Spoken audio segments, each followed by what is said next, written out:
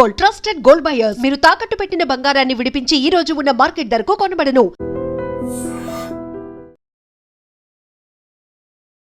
Welcome to iDream news. This is Pavan. Osmania యూనివర్సిటీలో ఓ దారుణమైన సంఘటన చోటు చేసుకుంది. విద్యార్థిని చూడటానికి వచ్చిన తల్లిదండ్రుల్ని హాస్టల్ యాజమాన్యం ఘోరంగా అవమానించడం జరిగింది. తల్లిదండ్రులు ఎక్కడి నుంచో విద్యార్థులను చూడటానికి వచ్చినప్పుడు రాత్రి లేట్ అవ్వడంతో ఇదే హాస్టల్లో ఉంటా అని చెప్పి ఆ విద్యార్థిని తల్లి చెప్పడంతో హాస్టల్ యాజమాన్యం అలా ఉండదు, డెఫినెట్లీ మీరు ఏ టైం అయినా వెళ్లాల్సిందే అని చెప్పేసి వాళ్ళు చెప్పడం జరిగింది.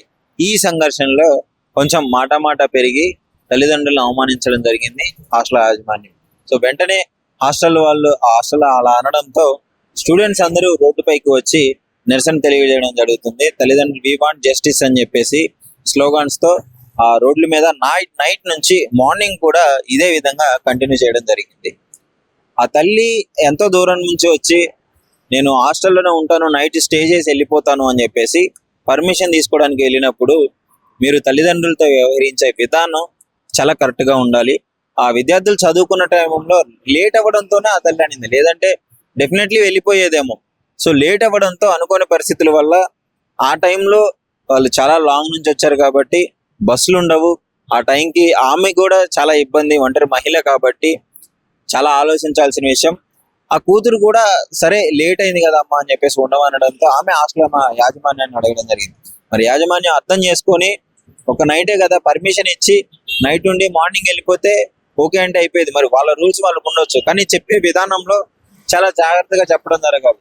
కానీ ఇష్టం వచ్చినట్టు వచ్చిన పేరెంట్స్ ని అవమానిస్తూ ఉంటే ఇది కరెక్ట్ కాదని చెప్పేసి వాళ్ళైతే ధర్నా జరగడం జరిగింది. అదే విధంగా హాస్టల్లో ఉన్న ఎప్పటి నుంచో వాళ్ళు ఇబ్బంది పడుతున్న విషయాలపైన కూడా మాకు జస్టిస్ జరగాలని చెప్పేసి అనుకోవడం జరుగుతుంది.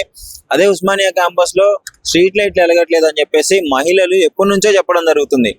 అయినా కానీ వాటిని పట్టించుకునే దిక్కు దివానా లేదు. వాటిని ఎవరు పట్టించుకోవట్లేదు, యాజమాన్యం పట్టించుకోవట్లేదు, దానికి సంబంధించిన వ్యక్తులు పట్టించుకోవట్లేదు.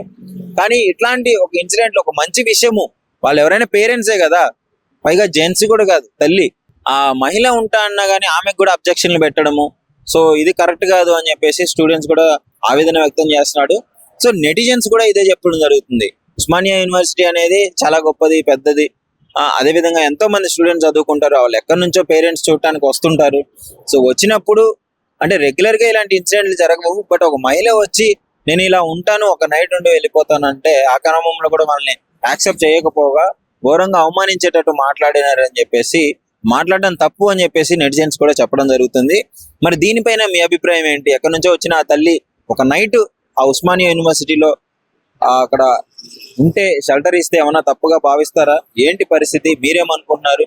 డెఫినెట్లీ కామెంట్ రూపంలో తెలియజేయండి. అదేవిధంగా అక్కడున్న స్ట్రీట్ లైట్లు మహిళలకు సంబంధించిన భద్రతా విషయంలో ఎప్పటి నుంచో కంప్లైంట్లు ఇస్తున్నా కానీ దాన్ని పట్టించుకోవట్లేదు.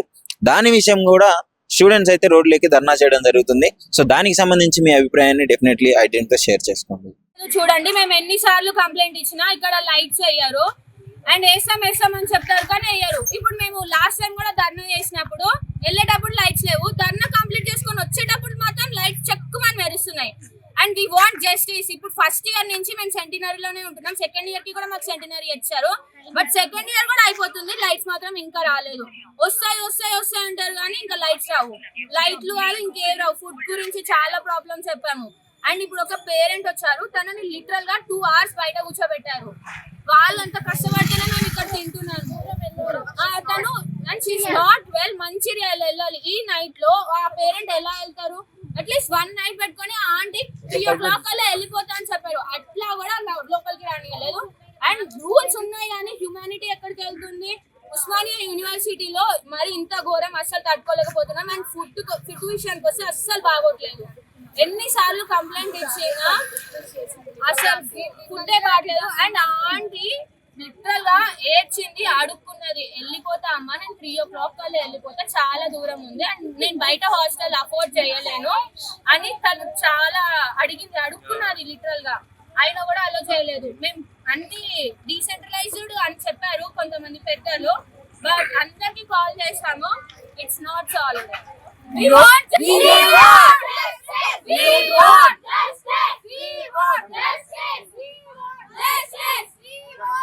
లైట్స్ ఇక్కడ పెట్టినా అన్నారు. ఆ పెట్టిన లైట్స్ 1 month కే వేరే, అవి పని కూడా వేస్తలేవు. ఇప్పుడు ఇప్పుడు చూడు ఈ రోడ్డు మొత్తం చీకటిగా ఉంది. ఫ్రీడమ్ అంటారు కదా, 2 o'clock ఒక అమ్మాయి బయట ఫ్రీడమ్ అంటారు కదా. ఫస్ట్ ఇన్ఫ్రాస్ట్రక్చర్ ఫెసిలిటీ జరగలేదు. ఇంత పెద్ద ఉస్మానియా యూనివర్సిటీలో వాళ్ళ ప్రాబ్లం మీద వాళ్ళు ఫైట్ చేశారు. బయటికి వచ్చినప్పుడు పోలీసు వాళ్ళు ఏమంటారు అంటే నైట్ టైం ఆడపిల్లలు ఎక్కడికి వెళ్తారు అంటారు. అంటే ఇంత పెద్ద యూనివర్సిటీలో ఎడ్యుకేషన్ ఇచ్చిన మీరు సెక్యూరిటీ ప్రొవైడ్ చేయనప్పుడు ఇంకా ఎక్కడ ఉంటుంది ఫ్రీడమ్? ఇంకా అమ్మాయికి ఎక్కడ దొరుకుతుంది ఫ్రీడమ్? బయట వాళ్ళు ఏడా ఫైట్ చేస్తారు?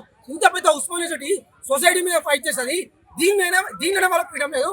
వాళ్ళ వాయిస్ వినిపించడానికి వాళ్ళకి ఫ్రీడమ్ లేదు. ఈ రోజు ఒకసారి ఈ రోడ్డు చూసుకుంటే మొత్తం చీకటి. ఇదా వాళ్ళు ప్రొవైడ్ చేసే ఇన్ఫ్రాస్ట్రక్చర్? ఇదా అసలైన ఓయూ? ఇదేనా మేము కోరుకున్నది?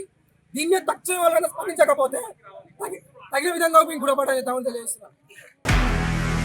నిజంగా ప్రస్తుతం ఉన్నటువంటి సమాజం దేనికి ప్రయారిటీ ఇస్తుంది? ఆర్థిక సంబంధాల చుట్టూ మాత్రమే తిరుగుతోంది. మళ్ళీ ఎన్నికలంగానే చాలా విరక్తి కలుగుతున్నాం. మంచి అనిపిస్తుంది కదా, లేడీస్ కూడా ఛాలెంజింగ్ జాబ్స్ చేసినప్పుడు చాలా బాగుంటది. ట్రాఫిక్ అసిస్టెంట్స్ గా నియమించిన ట్రాన్స్జెండర్స్ అందరితో సాల్యూట్ చేయించుకుంటున్నారు. ఫుడ్ డెలివరీ ఇవ్వటానికి వెళ్ళినటువంటి డెలివరీ బాయ్ అనిల్ పై కళ్ళ ముందు